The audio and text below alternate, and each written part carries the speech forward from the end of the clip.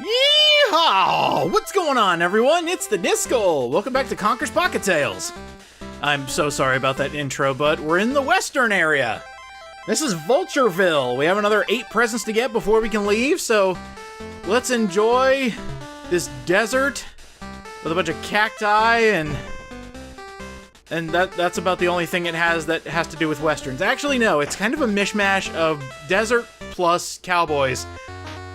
And then there's this. I want you to take a look over the Game Boys, because we're going to be going through this house, and then you realize things are not always what they seem. This little acorn guy is going to teach you the ability to long jump. Basically, if you double tap a direction, Conker will run in that direction. But take a look at this room! This is your, I don't know, exam on how to do long jumps? Now, it also doesn't help that the Game Boy is kind of finicky when it comes to actually, tapping a direction. And it also doesn't help that my Retron 5 is not that good. But that's beside the point. I don't know what it is about this acorn man. I mean, maybe he's being extra cautious. Maybe he's just like, I didn't think I would need this spike security system, but it worked pretty well for me. It's kept out all the vermin except for all the ones flying around and moving around. At least there's no other humans or animals that have come in here. I also have walking chairs. This one's weird. Oh, I also like how, they added more buttons to the Game Boy Color version just to make it just a tad more annoying and take longer when the Game Boy version just has one button. And all of that, and we're out of the death house. See, I don't get it. Why are there certain areas of the Game Boy version that are sadistically harder? And that wasn't statistically, that was sadistically. Who put spikes in their floor to teach you how to jump? That's an ultimatum if I've ever seen one. Hey, you either jump over this crevice or you fucking die. Bye. No, I can understand why that was taken out in the other version, but why have it at all? Oh, we got tumbleweeds. This is officially a western. Also, the music kind of sounds western-ish.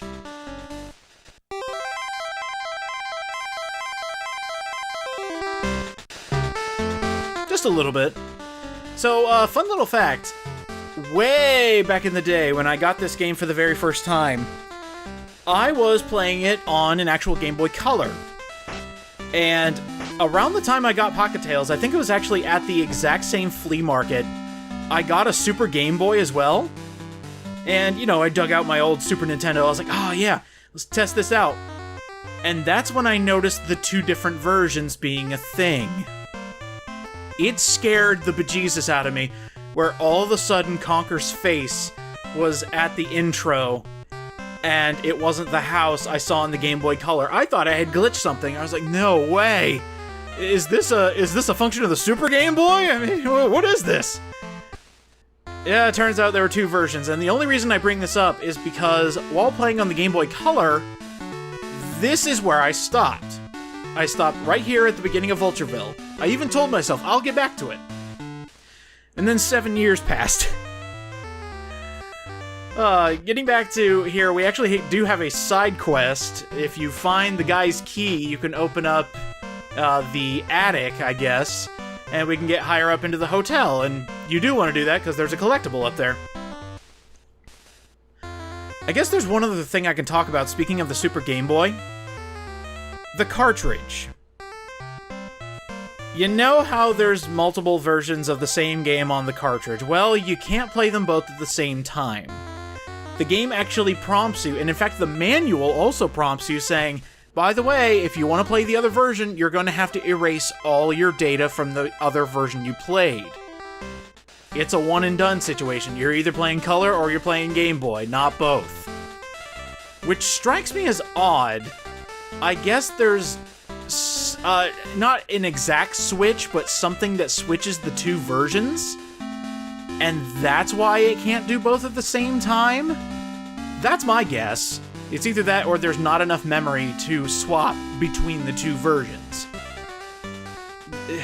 we're talking old technology here, so it actually literally could be anything. It could also be a case of, well, I don't want to do it.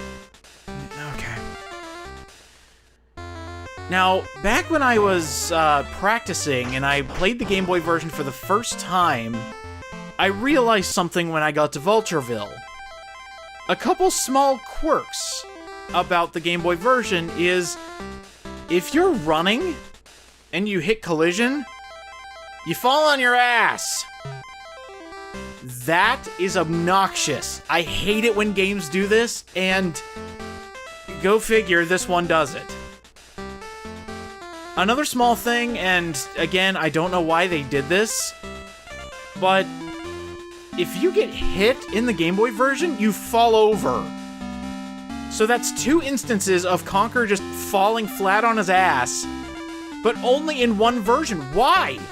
Again, I don't like constantly asking questions, but why one version and not the other? Why not both? I don't know. Why be annoying 50% of the time? Why not be annoying 100% of the time? But maybe that's why. Because they wanted the superior version, the Game Boy Color version, to reign supreme. Woo! Pleasure talking with you, friend. Now, something funny, and there's a reason we're coming here first, it's because I have a funny story to tell. Not only is that hilarious, just walking up to an acorn and he's just being like... No, the other thing is, when I was playing the Game Boy Color version, I actually was playing it at work. I've got a lot of downtime sitting at a desk. And I decided to play Pocket Tales. Got here the first time. I was doing really poorly, like barely any health, barely any anything. And I got to those huts. There's a reason I told you that fire hot, it hurt. Because I walked straight into one of those huts, running full speed, ran into fire and died and got a game over. And that was the first game over I had gotten. So, yeah, I died due to background, but not actually. There really isn't a reason to go into the separate houses. It's just for extra bonus stuff, like you can get acorns, you can get conkers in here. There's a few enemies in the way, but, you know, just kill them and be done with it. One small little quirk, and again, this is something I do not understand, but the buildings are labeled in the Game Boy Color version. In the Game Boy version, they're just regular buildings, and you have to use the signs to figure out what building is what. I should say the important buildings, like Dusty's, or the bank, or the hotel. Why on earth are they not labeled in the Game Boy version? It's a graphic! Okay, I'm over it. So we found where we're supposed to go, but one little thing I forgot to do while playing the Game Boy Color version, there is actually a note from The Undertaker, the actual wrestler. Yes, no kidding. No, I'm actually kidding. He tells you where he is. I didn't even catch that when I was playing through the Game Boy Color version during any of my other playthroughs, because there's not a lot you can interact with that has separate text. And by that I mean, you know, if you walk into, let's say, a random house in Willow Woods and go up to the paintings, most of the time there'll be a map of Willow Woods, and that's it. In the Game Boy version, they have separate text. In Conker's house, it actually says Home Sweet Home instead of the map, because the map doesn't exist in the Game Boy version. Again, weird choices. I'm gonna keep harping on this because there are so many unique differences that make no logical sense in this game. Now, before you go in there, back here in the Undertaker's graveyard, that's actually the key for the side quest. But in a different part of the map, just off to the side, if you leave Vultureville through the side path, you'll notice there's like a second graveyard, I guess, or just more graves, and that's where the key is in the Game Boy version. They did switch it up on you. So now that we have the keys for both side quests, here's the Undertaker, the coffin seller. Conker, you found me. I'm the town's Undertaker. You've only just made it in time. I've been shot, and I don't think I've got long. I don't know who it was, but he looked kinda like you. And, he's dead. We just met the Undertaker, who was apparently looking for us, and he's dead now. And then we get arrested! Alright! I'm the sheriff, and I've caught you red-handed! Stranger, you must be the one causing trouble around these parts. Well, you've gone too far this time. You shot a guy you just met. You're going to jail. And now we're in prison. What's hilarious is the Game Boy version again reigns supreme. You have to do 3 button puzzles in order to get out of prison. Every single puzzle is exactly, well, I shouldn't say exactly the same, but in the Game Boy version, each puzzle has 3 buttons. In the Game Boy Color version, they increase by 1 button every time. Such a silly decision. I don't get it. But yes, you have to go into every cell, do the button puzzle, and then move on and get out of prison. And you're probably never gonna guess what happens when you bust out of prison. That's right, you're given a sentence of 1 hour and then you're let off scot-free. Seem to be having trouble. I wrote down in my notes the solutions to all these puzzles because I couldn't be asked to figure it out while live. Live. But what's hilarious is when you actually get out of jail, when you talk to the sheriff, well, he's kind of okay with it. He doesn't realize until after you break out of prison that you're the wrong guy. The one I'm after goes by the name of Conker. Here, take this present by the way of an apology. Yes, you are giving me back my property and didn't even bother to let me out of my cell and just, in a silly way, just said, oops. So now, after we break out of prison, the sheriff makes you a deputy, gives you a present, and says, I can't be asked to go stop the bank heist. Can you do it for me? Please and thank you. I'm not gonna do anything about it. So yeah, we're gonna find out who killed the Undertaker by stopping a bank heist. Help! Help! The bank is being robbed! I'm gonna run back and forth until somebody does something about it. Hi there, I'm Deputy. We need your help. Conker has nearly filled his bags full of loot. You gotta stop him, shoot him, and then duck by pressing B. Conker.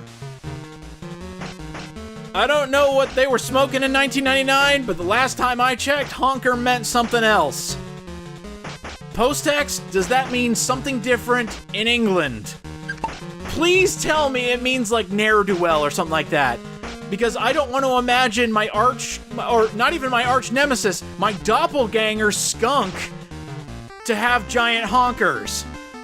That is something I do not wish to think about. Oh, by the way, he's dead. Darn you, Deputy! You beat me! I'm finished! Line. It doesn't matter. We'll meet again. Here's the official artwork for Honker the Skunk. He is the exact same as Conker, except black with white stripes. He's a skunk and he looks suspiciously like Conker. Now, you might be wondering, why is the fight still going on in the Game Boy version? Well, Honker is actually tactical in the Game Boy version. He actually ducks when it makes sense. So not only is the fight harder in the Game Boy version, they made the AI dumber in the Game Boy Color version. What happened to these versions? What are they doing? So, okay. We stopped a bank heist. We stopped our doppelganger. Honker is no more. We'll probably see him later. Probably in the next world. I don't know. But the sheriff goes, good job, my new deputy, that you that broke out of prison. Why don't you go off to the right and go talk to the vulture culture? I'm not even going to attempt a voice. In fact, I'll just speak regular English. Don't know about Barry. Presents, you need a mask. We will give it to you. In return for gold. Alright. So we come and talk to these nice people in the wonderful section of the map called Out of Town. The vulture culture are looking for gold. And this is where my opinion of the level just starts declining. It hasn't flatlined yet, so we're still alive, but God, this part's weird. We need to pan for gold. No joke, we are old-fashioned panning for gold. So here's the goldsmith. You need gold? I could help if I had a pan. Go and see the blacksmith. So I need to remind you that within the span of 10 minutes, we saw somebody die, got arrested for their murder, broke out of prison, became deputy, stopped a bank heist with our doppelganger, and now we have to pan for gold. Wasn't there an evil acorn I was looking for? Anyway, the pan we actually need to find, we need to go talk to the blacksmith, so excuse me while I get my bearings. It's still so strange that a simple graphic is different in one version than the other, because the labeling actually helps tremendously. They're in the exact same spots in both versions, they're just one half is not labeled. And this is what I would like to call Conker's Pocket Tales' most advanced fetch quest. Go to the vulture culture. Ask for the mask or whatever. Or they say we'll give you a mask and we'll give you a present or something like that. You need to pan for gold. So you go to the guy to pan for gold. He doesn't give you the gold because he needs a pan. You go to the blacksmith to get the pan, but he says he doesn't have anything to melt down to make you a pan. You go to Dusty's and he says, hey, can you kill these bats for me and maybe I'll help you out. So you kill the critters in Dusty's house, talk to Dusty, and then this fetch quest continues. Take this tankard. Perhaps the blacksmith can do something with it. Oh, you don't say. Well, here's an item we're only going to be using once, the tankard. And speaking of tankard, I'm gonna take a little sip of something. Ah, delicious blueberry tea when you've been yelling all day. So you take the tankard to the blacksmith, there it is in your inventory. That spot will never be used again, by the way. Nice! That tankard will be just right to melt down. So you take the tankard you get from Dusty, you melt it down at the blacksmith, you make a pan. Then you have to go... Oh, by the way, you also get a present from the blacksmith out of nowhere. You take the pan back to the gold panner, you pan for gold to go to the vulture culture and talk to them. This is a stupid side quest. It's a literal fetch quest. It's like, hey, go get me the thing. I don't have the thing, go get this thing. Go this thing, get that thing. It's a fustercluck. I hate it. But it's not difficult, so I'm gonna let it slide for the most part. I'm still gonna, you know, wrap it over the hands with a ruler and just say, no. That pan should do the trick. To get the gold out of the river, use A or B and submerge the pan, release the button to scoop the gold. And then you gotta shake it. Now, I'm going to be quiet because the minigame music might sound familiar to the Conker fanbase.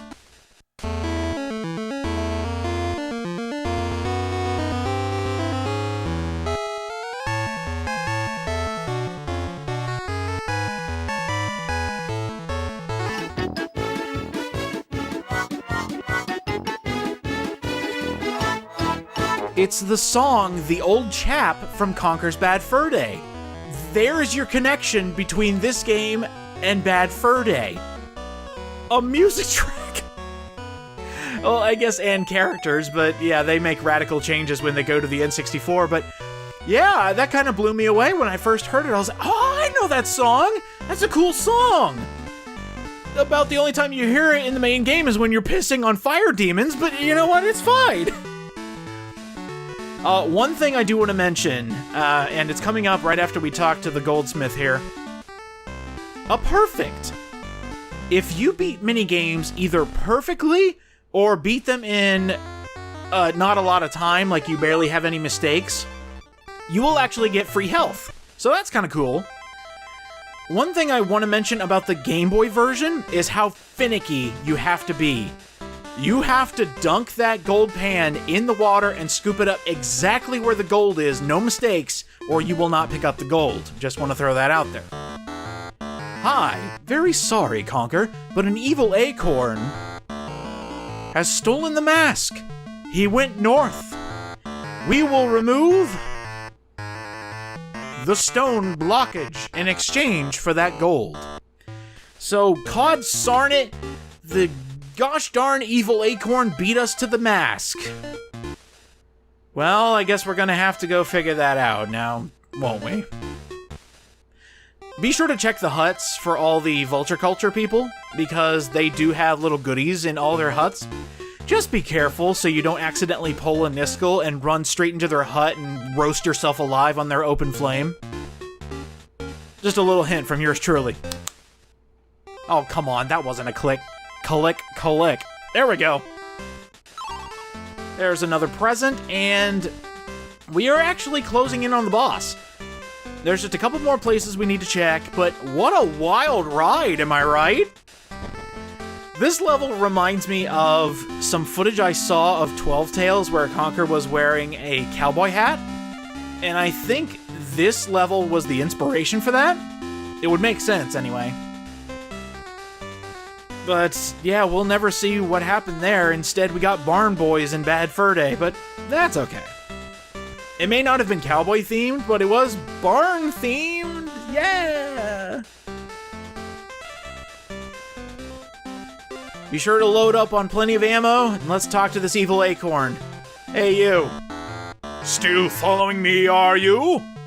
Let's see how you do against Soul and Luxo.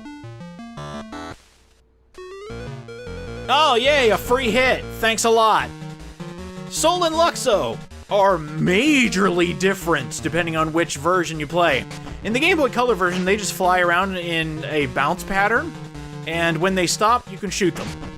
In the Game Boy version, kiss my ass. They actually actively dive bomb and aim for you to hurt you.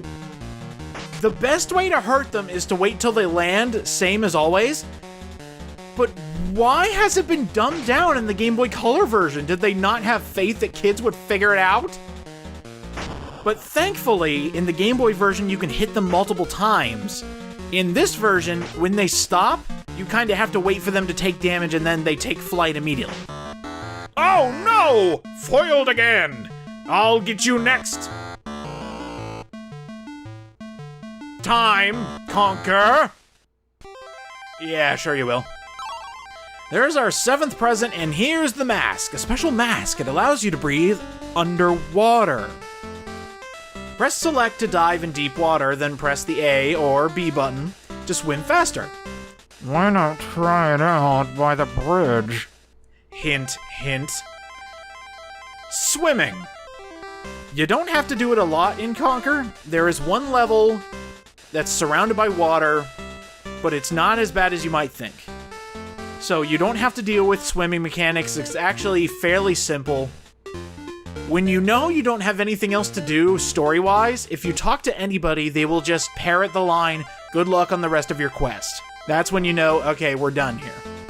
But now that we have the mask, we can actually swim in deeper water, and you just zoom in the Game Boy Color version. In the Game Boy, because apparently less processing power, yeah, I find that hard to believe, but you actually do swim slower.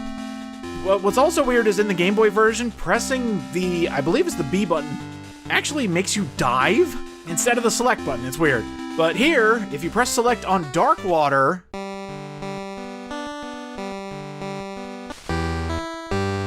Well done, Conker! Your new rating is Hairy Hibernator! that almost sounds like a nickname a principal would give when they're trying to make you feel good about your merit roll. Well, aren't you just a hairy hibernator? You're doing great. Thank you, I guess. That wasn't the best analogy, but well, what do you want from me? I'm playing Conker's Pocket Tales, for God's sake.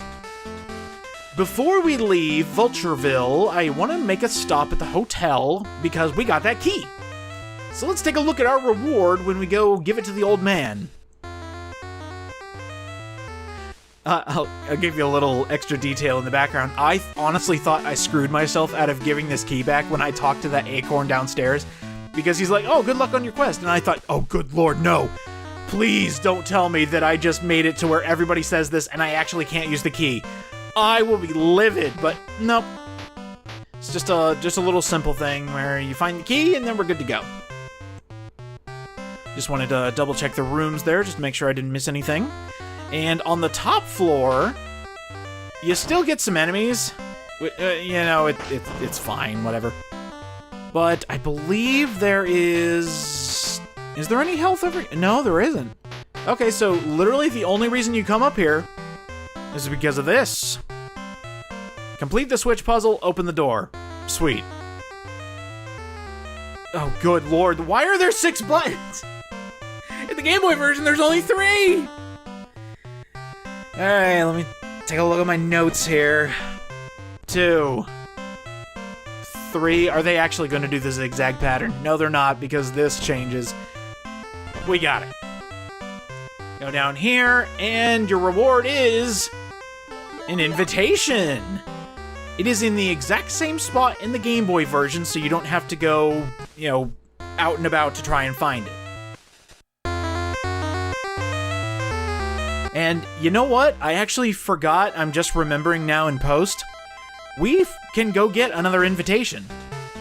The way I'm going to do collectibles in this game, because there are some levels that you can't complete 100% your first time through, we'll be visiting those levels in a later episode, but for now, if I can get it, I'll get it. On the right side of the bridge, dive down, there's invitation number 2 of 4. There are 2 other invitations in this level, and there are also 2 red presents that we cannot get yet. We have to come back later with different items. It's kind of a pisser because I like completing levels 100% the first time. It means I don't have to do backtracking. I mentioned this in my Spyro Let's Plays. I don't like coming back, but we have to. There are different items, like the mask here, that you can obtain in different levels, and then you come back to different stages. Thankfully, we don't have to get much, but just know that we will be backtracking just a little bit. Excuse me, Mr. Acorn. I beat the western level. What do I do now? You're doing fine. You should pay a visit to the Forest Guardian. Okay, thank you. You know, now that I've played this game more times than people know this game exists, I've actually gotten pretty good at routing. I've had to play this game a grand total of 4 times, once in Game Boy, 3 times in Game Boy Color, and I can pretty much tell you where everything is. I'm going to do that in video format, but on a different tangent, I hate this next level. To put it bluntly, it fucking sucks. But to put it in a nicer tone, it is extremely difficult and very unforgiving, especially for beginners. If you want to know where the rest of my game overs were from, it's from the next level, Crow Keep. Fecking crows. We need to do a little bit of, I wouldn't say backtracking, but we do need to do a bit of exploring. You're gonna see a little cut here, and that's because I totally got lost. I picked up a few acorns in different spots. There are acorns everywhere, so I didn't think it was that important to show where they were. But down here, when you see this little peninsula, come over to the left, there's some deep water that shows up just a tad darker than regular water. Come all the way over here, and here we are. Crow Keep. We are stuck in here until we have 24 presents. This level blows. Before we move on to the next stage, I actually want to show something off in the Game Boy version. the Game Boy version is actually open to you to get the other 2 invitations. So, round here, this was actually in an offshoot to the right of the town of Vultureville. You can actually come up there and get the invite. And to the right of where the evil acorn was, it was actually blocked off in the Game Boy Color version, but open up in the Game Boy version. There's the last 2 invitations. So now when we come back to Vultureville, we will only have the red presents to get in Game Boy, and in Game Boy Color, we still have 2 invites and 2 reds. Next time on Conker's Pocket Tales, the worst level in the game by far. I will see you guys next time.